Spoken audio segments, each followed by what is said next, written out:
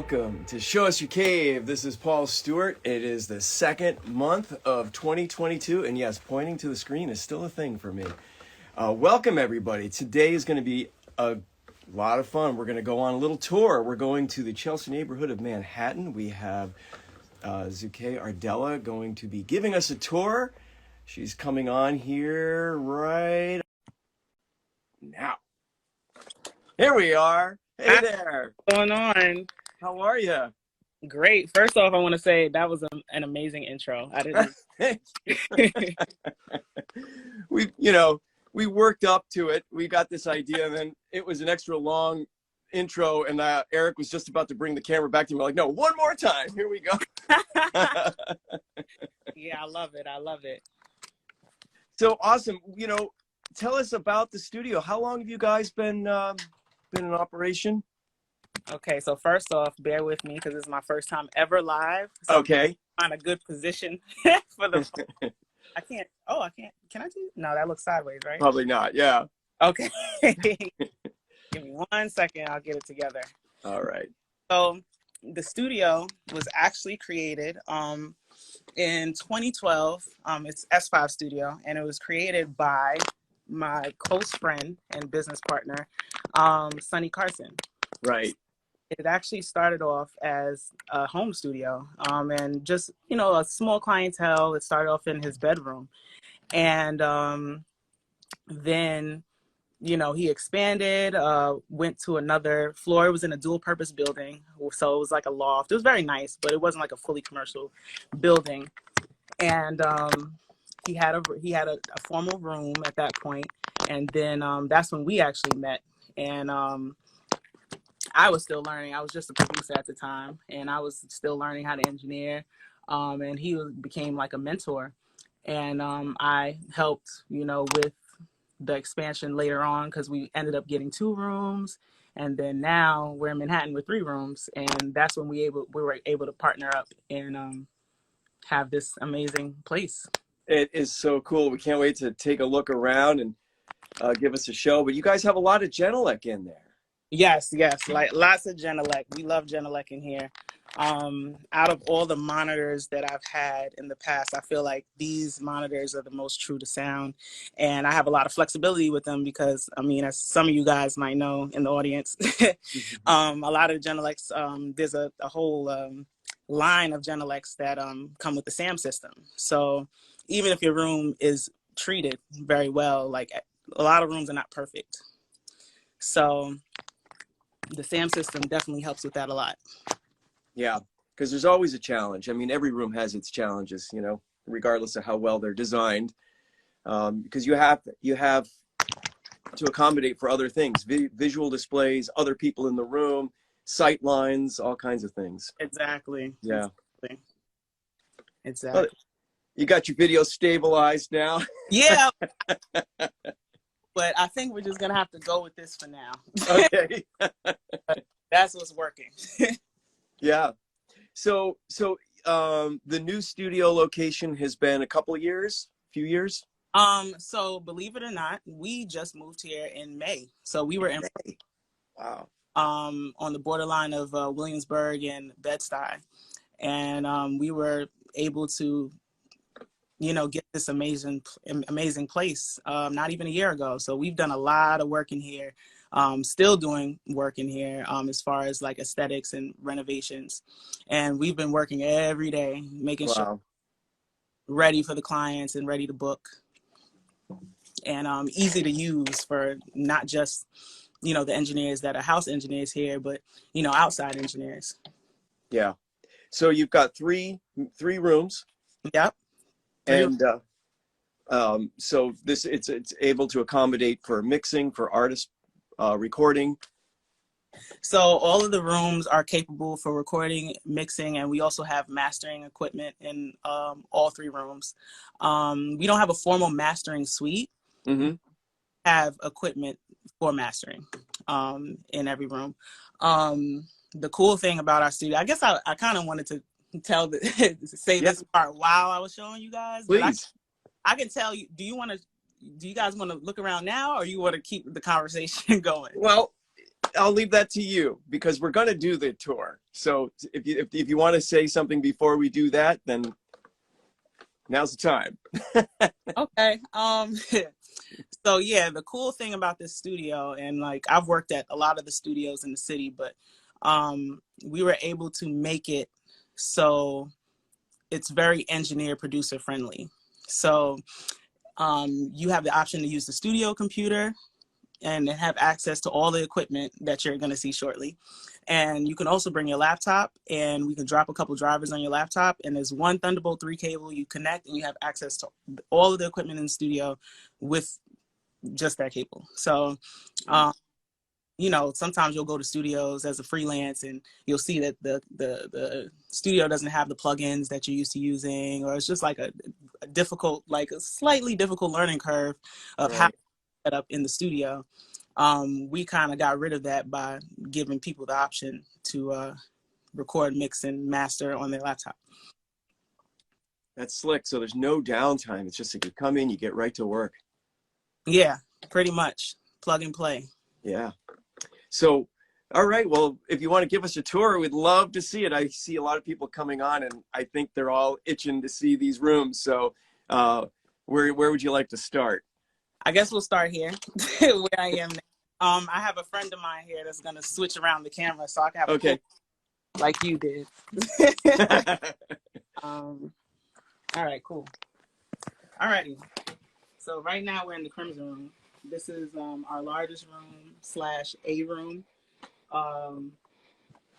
Let's talk about the amazing monitors that we have. We have like some 8331s, and we have a set of 1234As. The cool thing is, like, we service all genres of music here at S5 Studio, but we deal with a lot of hip hop and R&B, pop, and as a lot of people know about hip hop, it's very bass heavy. Everybody wants to hear loud, bassy music, and somehow the 1234s are holding that down without a sub. We do not have a sub in here yet, but everyone, is in love with the sound, and they like the clarity of the sound, even when it's loud. Like sometimes things fall apart when you start, gain staging and turning up the volume to the way the clients like it. Which is to the point of being nearly deaf. But it's very clear and transparent. We have a 32 channel SSL origin, which is beautiful. We have this cool, every room 8 to 32 channels of analog summing. So like the only real compromise you have when you're going from room to room is size, because the sound is great. I guess you can look at some of the outboard gear we have. We have a nice collection of outboard gear. Whoa, yeah. You want to tell us a little bit about, is that a Shadow Hills right there? Is that what I'm looking? So this is one of my favorite pieces, the Shadow Hills. So yeah, I actually like to track through it. Tracking through the optical section gives me like a LA2A vibe. Mm-hmm. A lot smoother and cleaner. So I like that a lot. Using it for mastering is great too, because it gives it that nice clean sheen over the final mix. Yeah. The SSL origin doesn't come with dynamics, so we have a SSL X-Rack. So it's the same exact pieces that you would get in the console, but it's in like, I'm not going to say 500 series, because it's definitely not a 500 series. No. But it's a version of that. Yeah.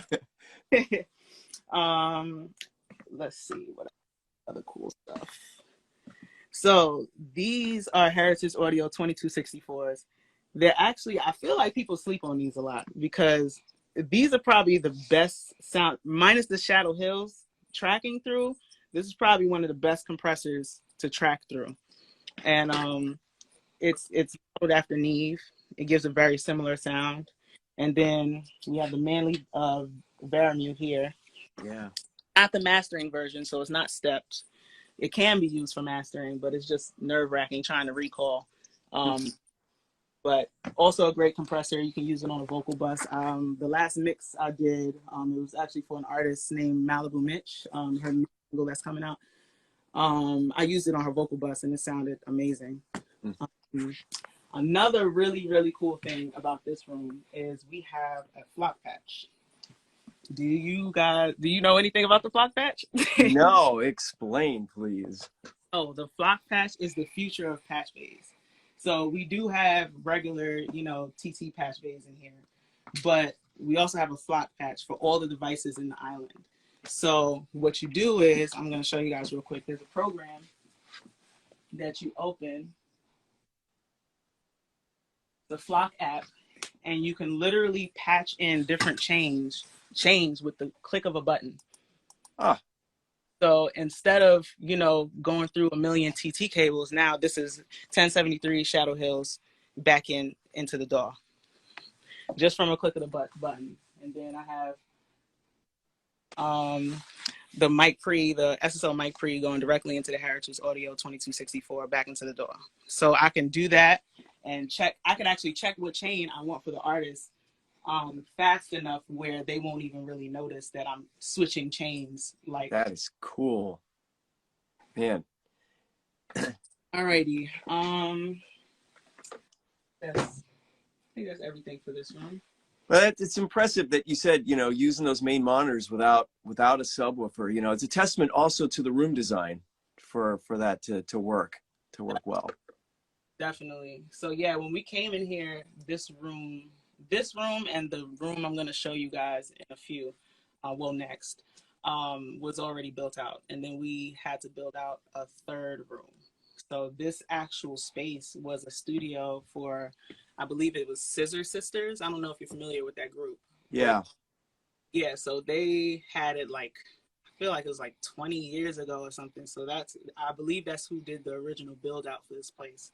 So luckily we didn't have to build out 3 rooms. Right. Alrighty. So now we're gonna go to the black room. All right, folks, here we go. We're on the move. Yep. So all right. So this is the smallest room we have, but it's actually, well, the people who know, it's extremely powerful. We still have 30 channels of SSL summing through, the Sigma, and we have a great mic pre, the Manly Vox box, and of course we have some Genelecs in here. And forgive me because off the top of my head, I do not remember the model number. I'll tell you, it's the 8320. Thank you. So those can be tuned as well to the room. These were actually Sonny's traveling speakers before we got in here. So the cool thing about these is did they come with a bag? You can tell me better. They can. You can get a bag for them. There's a great traveling bag that you could slide them in.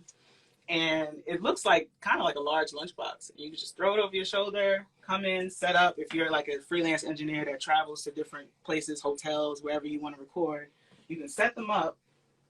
You have the GLM software on your laptop. You can tune the room, set the mic up, and then you're good, ready to mix, wherever you are, whether the room is treated well or not. So that was a great design from Genelecs. Yeah. All right. Yeah, there's not much else to say in here. I mean, we got an SSL G-Buzz. This is the same thing that is formerly on the console, and a Fusion.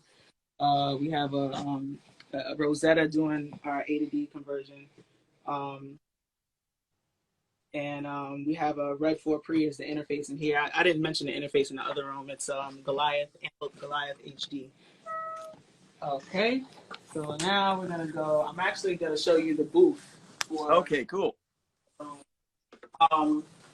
Still doing some renovations on the lounge, so bear with me. We'll take a quick look. Alrighty, so this is the booth. So what's unique about this booth, I don't know if you can see everything. So this is actually a shared booth between the black room and the crimson room. We have the screen here, so you can see what the engineer sees while you're recording. If you look from where I'm looking, you can see the black room, right? Oh, So yeah. Now I'm gonna show you the Crimson Room. So I guess if you could see both, let's say hypothetically we have two sessions going on at the same time in each room. Who gets the booth? So the Crimson Room actually gets booth priority, but a trend that's been going on with a lot of artists is that they like to record in the room. They feel more comfortable. It's more intimate. So usually we don't have issues with like who's gonna have the booth. It's usually like, oh, okay, we'll record in the room today, or I don't want the booth anyway. All right. So let's say hypothetically Crimson needs the booth. I'll pull down the privacy shade. Yeah. Yeah. And then we have another one. Oh, yeah.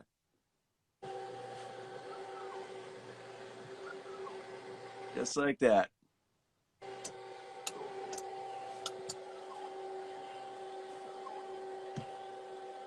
And now we see the Crimson Room. And we have a Crimson booth, and then you can't really see in the Black Room. And, you know, Very cool. privacy. Good sight lines from both rooms. Exactly. Yeah. Well, I guess I'll mention a cool thing about the booth. No, I mean, that was the cool thing. This, by the way, is one of my favorite microphones. It's a Manley? Manley.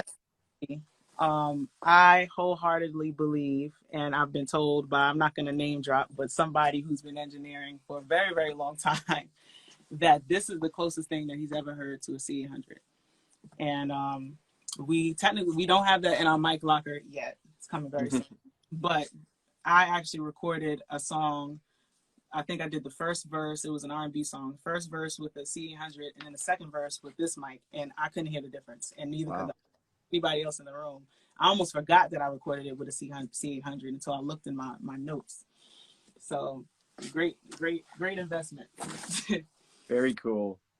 So ignore the lounge, but I'm going to show you we have a private outdoor area.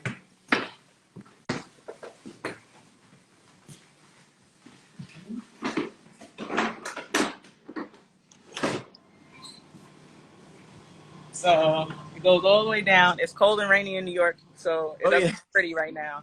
But there, just in case you get cabin fever in the studio. That's cool to get that kind of real estate there, you know? Yeah, definitely. This is Dimitri and Caleb. They're engineers on the rise. Hey. Welcome to the show, folks. Sonny, I don't know where he dipped out, but you might see him at some point. Cool. I'm going to show you the last room. This is the one that we built, Midnight Blue Room. We still have a couple of things aesthetic-wise to fix in there, but we've been booking and taking sessions in this room as well. And this room is a favorite for a lot of people because I think between the size of the room and the size of the mains, the 1238s that we have, I think the size, if you could zoom out, is so ridiculously loud in here, and like it's like an experience in this room when it comes to playback and even the recording and mixing. It's like once I show you guys the booth, this was actually accidental. The way we did the float in this booth actually makes it seem like you're on stage. And then if you look at these lights, they look like stage lights from the booth. So it's like every artist's dream, like it feels like they're performing while they're recording. So didn't know that people were gonna love that so much, but that's cool. So that vocal booth is, you're gonna bring us in there? Yes. Okay. So yeah, let me talk more about the monitors that I have here. So we have the 1238s here. Using them as mains. Also no sub, but we definitely don't need a sub in here because like my heart vibrates when we're listening to playback on those mains. And then we have another set of 8331s, which also have a very they're very powerful, like deceptively powerful. Like they are, aren't they? And you know what I say about them? If you think about it, right? It's a three-way monitor. Like, even name another three-way monitor that's that size. I can't. There aren't any, It's the coolest thing. So the frequency response is pretty wide, pretty large on those. Like, they're the only like near fields that I use that I actually can really, really, truly hear low end on. So those are great investments too. Those are probably my favorite Genelecs, if you don't have to. get names. But if you're Yeah. home, if you're doing stuff at home, you're doing serious mixes, I say get, some Genelec ones. They don't have to be huge because they will definitely, be loud and give you what you need, especially as a mix engineer. Um, and they also can be tuned with the GLM software. Oh, and the interface in here, I'm gonna go through. I don't know how much time I have, so it's like there's Oh, a you lot. got plenty of time. As Okay, much time as you want. that's great. So I'm actually gonna go through some of the gadgets we have in here. Yeah, please. So this is the interface. Is it dark? I don't know. Can you guys see? Okay. Yep. Okay, so this is a Apogee Symphony Mark II that we have in here as our our interface. We have a Crane Song head, the quantum version, doing our A to D, D to A conversion. SSL Matrix, which is super dope console, very different from normal consoles since you can. The SSL, I'm going to talk about this because I told you guys about the flock patch. Yeah. The SSL Matrix has a version of the flock patch built into it. So I can patch in devices directly on the console without using the patch bay. I don't know if that's like if that sounds crazy. I don't know if you're getting me. It's pretty insane. And also quick and intuitive. And it makes the whole desk just look cleaner, right? It's like a I don't have. You see, I have one cable. That's the mic line in. And that's it. Matching through the software in the matrix. We have a Neve 1073 in here, API channel strip, two Crane Song Falcons. These are very interesting because they are. I don't know many other 500 series compressors that are tube based. I don't know, but this is this is the only one that I know of, and they sound amazing. It sounds very similar to an LA2A. So I track through them a lot. The chain I like in here is the Neve into the Falcon is dope with the Manly. Sonny actually discovered that chain, and this is magic. So we also have a Shadow Hills dual Vandegraaff. It is a stereo compressor, and it's also the discrete section of the Shadow Hills mastering compressor. oh, cool. So it's the same exact compressor, just in 500 series form. And then we also have a EQ, a Rupert Neve 551, and I'm actually waiting on a second one so we can have a stereo pair. This is another one of my favorite items in the studio. It's a Rupert Neve master bus processor. This is like a cheat code. Like if you if you somehow have a mix or something and you don't have the stems and you need, there's so many things you can do with it. It has a hardware limiter. It has mid-side processing. You can really hit it hard and it be transparent and give you the gain you need, at the end. This is my favorite thing next to the Shadow Hills mastering compressor. I haven't heard like a mastering compressor that was much better than that one. But I'm also not a mastering engineer, so don't. But you've been doing some. Yeah. All right, guys in the booth. So this is the booth. my camera person just got hit by a door. Oh, sorry. So this is the booth for the Midnight Blue Room. We still got some aesthetic things to fix in here. Small things like I just have to put a cap on the outlet. Can you see the stage going? There you are. Oh yeah. It almost looks like you're performing, and then Yeah. artists here, it looks like you're watching. When you're sitting on that back couch, it almost looks like you're watching television when somebody. So That's cool. Sounds great, of course. In this room, we have a Telefunken AK-47 setup. I don't know what session's coming in, but I guess that's the mic they want. Yeah, but there's not really much else in this booth. other than it being like a performance stage. But that is the studio. That's the studio. Wow. So I have to ask, if you have your choice of rooms, where do you like to gravitate to? So that's actually dependent on the mood I'm in, I guess. I like the vibe of the Midnight Blue Room a lot, the room that has the matrix. Just because being in a room this large can be like a bit much sometimes. Like I don't have the space just to work on a mix. But, if I want to EQ 32 channels and, use the mastering compressor and all of that, then I might want to be in here. It just really depends on how I feel. And then sometimes I just like being in the black room because I feel like I'm just locked in.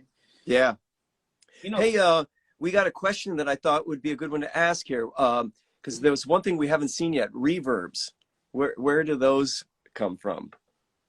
Okay, so we're doing all of our reverbs are coming from like plugins. We don't have any hardware reverbs in here yet, so we're just using plugins for reverb. Well, there's some good ones. Yeah, no, there's some really. Oh, do you want me to say reverb plugins that I like? Oh, sure. Tell I think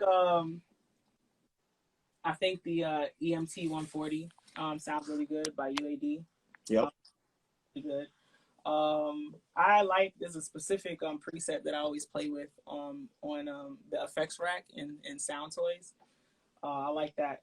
The effects rack is just, you can do a lot with the effects rack in Sound Toys. So, but there's a specific reverb that I alter in that I like a lot. And then Flex Verb sounds pretty good from SSL.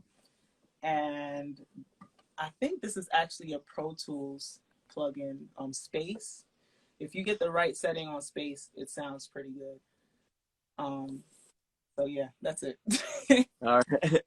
Cool. And I saw another question come over by our Eric. He asked about synths and drum machines. That's his thing. So, that is so funny that you brought that up. Give me 1 second. We're looking at the console real quick.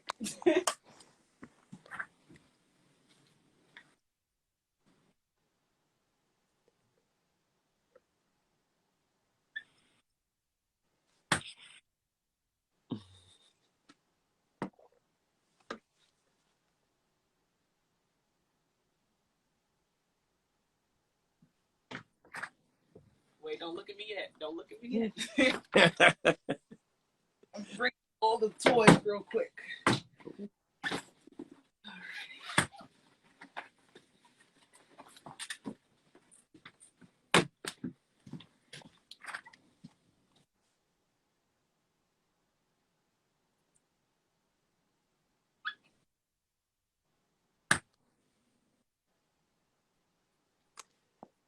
we hear stuff moving around, so it must be good.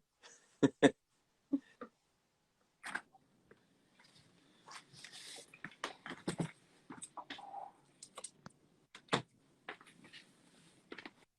more.